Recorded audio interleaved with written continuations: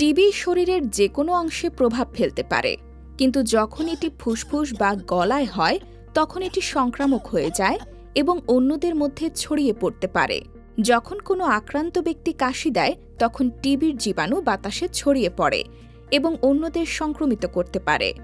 সংক্রমণের ঝুঁকিতে পড়তে সাধারণত ৬ থেকে ৮ ঘণ্টা ঘনিষ্ঠ সংস্পর্শ প্রয়োজন হয়, যার ফলে আপনি আপনার বাড়ি, কর্মক্ষেত্র বা সামাজিক বৃত্তের কাউকে সংক্রামিত করতে পারেন।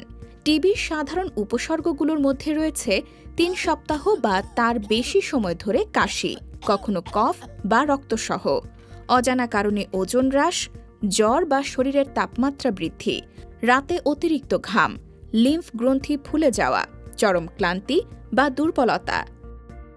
টিবি ধীরে ধীরে বিকশিত হতে পারে এবং শুরুতে উপসর্গগুলো হালকা হতে পারে, যা সহজেই অবহেলা করা যায়। যদি চিকিৎসা না করা হয় তাহলে এটি গুরুতর স্বাস্থ্য জটিলতা সৃষ্টি করতে পারে। যদি আপনার এই উপসর্গগুলোর মধ্যে কোনোটি থাকে তাহলে যত দ্রুত সম্ভব আপনার জিপির সঙ্গে যোগাযোগ করুন। তাকে জানাতে পারেন যে আপনি টিবি নিয়ে উদ্বিগ্ন। প্রাথমিক পর্যায়ে সঠিক নির্ণয় ও চিকিৎসার মাধ্যমে টিবি সম্পূর্ণভাবে নিরাময় করা সম্ভব, যা আপনার স্বাস্থ্য রক্ষা করবে এবং আপনার প্রিয়জনদেরও সুরক্ষিত রাখবে।